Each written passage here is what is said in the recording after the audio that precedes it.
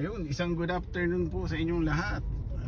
Kakatapos lang ng duties, 20 past 2 in the UK.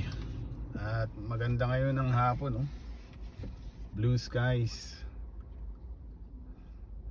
At least naka 16 degrees guys, hindi ganun kalamig. Eto, kakatapos lang sa early shift. Dumaan ng saglit sa grocery, makapagluto naman diretso sa bahay. Luto-luto.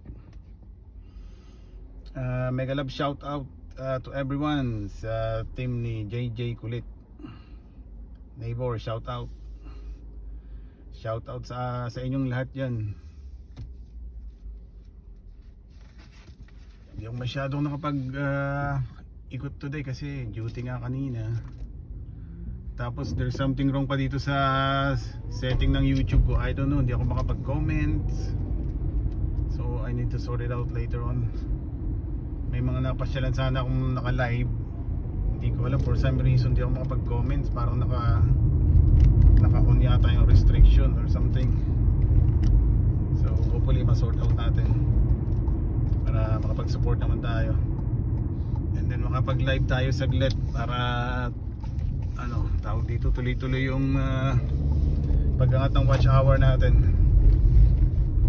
Pag-angat ng watch hours. Tapos ngayon malaki yung hahabulin ko sa views kasi parang bumagal naman ang gusto yung views. Ang hirap naman yata ngayon kumuha ng views.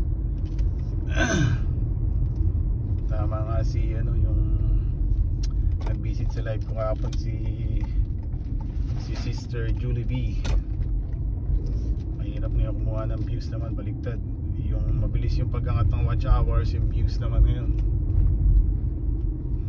Sana man lang maka 100,000 views na ako, no? Para naman nasa 100 na, sana all. Yan lang, it's a long way to go pa bago mag 100, no? Hindi kasi tayo consistent mag-upload ng video everyday. So hopefully hindi man tayo makapag-upload ng video ngayon, makapag live man lang tayo kahit pa paano.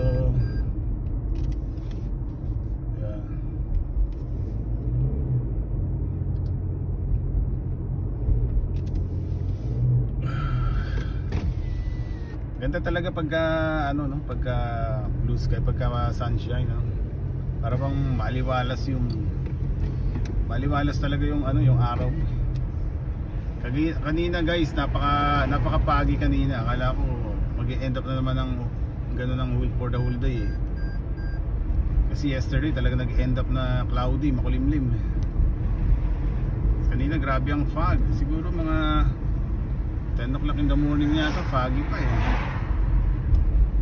Kaya sinasabi ko the other day, mukhang maagang mag-i-snow, which is good naman. Kasi dito kasi experience namin sa Stokes, for nearly 20 years namin experience dito. Pag bumagsak na snow dito, at medyo makapal-kapal, yun na yun, eh. Hindi kagaya nung araw, talagang ang snow daw dito umaabot ng lampas hanggang bewang ang kapal. Kaya wala talagang makapag-drive, lahat lakad o kaya stay at home ka talaga. So ganun, nagbabago na talaga rin ang panahon. Ngayon nga biglang naglaylo ang weather, naging 16 degrees na lang siya. Tapos sa 11:10, tapos mga 8 PM na in the evening, mga 9 degrees na lang yata siya.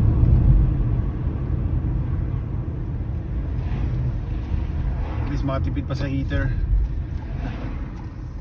Grabe, mahal ang bills. So hanggang sa muli guys. God bless sa ating lahat.